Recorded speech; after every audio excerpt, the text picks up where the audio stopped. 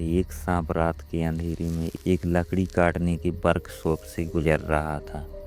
वहां जमीन पर एक लोहे की आरी पड़ी थी। सांप जब उसके ऊपर से गुजरा तो आरी की तेज धार से उसके शरीर पर एक छोटा सा कट लगा। सांप को दर्द हुआ और उसे लगा कि किसी ने उस पर हमला किया है। अपनी रक्षा के लिए उसने मुड़कर उस लोहे की आरी को जोर से डस लिया। नतीजा क्या हुआ? आरी तो बेजान थी, उसे कुछ नहीं हुआ, लेकिन सांप का मुंह पूरी तरह से लहूलुहान हो गया। अब सांप के अंदर अहंकार और गुस्सा जाग चुका था। उसे लगा कि यह दुश्मन बहुत ताकतवर है।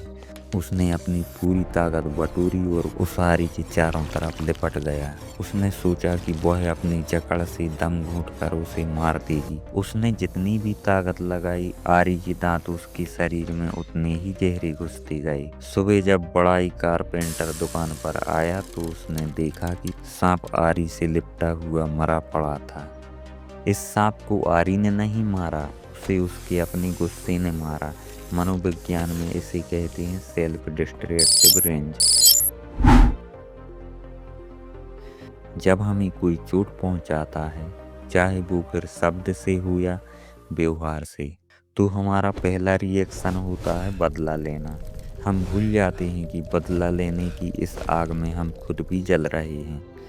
गुस्सा एक ऐसा तेजाब है जो उस बर्तन को ज़्यादा नुकसान नहीं पहुंचाता जिसमें वह रखा है, बल्कि उसको नुकसान पहुंचाता है जिस पर वह डाला जाता है।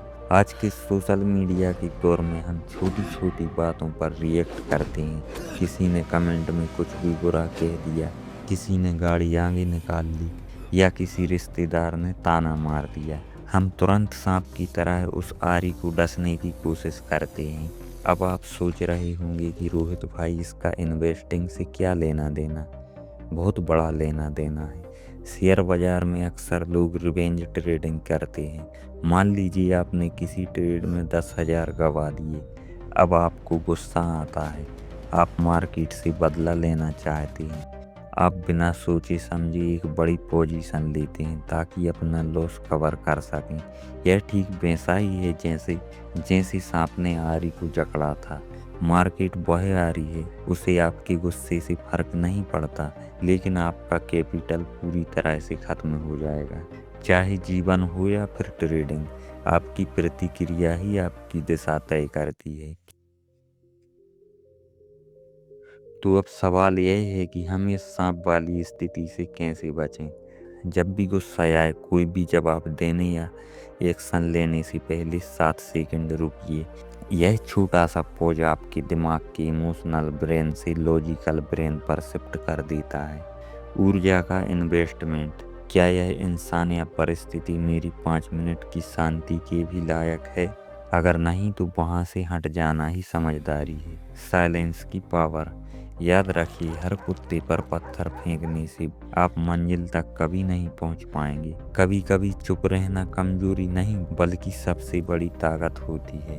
अंत में बस इतना ही कहूँगा कि दुनिया आपको उतनी चोट नहीं पहुंचा सकती जितनी आप अपनी गलत प्रतिक्रिया से खुद को पहुंचाते हैं। आरी का काम काटना है, लेकिन यह आप पर निर्भर करता है कि आप उससे काट कर मरना चाहते या फिर उससे बचकर अपनी मंजिल की ओर बढ़ना चाहते हैं। अगर आपको इस कहानी ने सोचने पर मजबूर किया है तो इसे उन दोस्तों के साथ शेयर करें जिन्हें जल्दी गुस्सा आता है।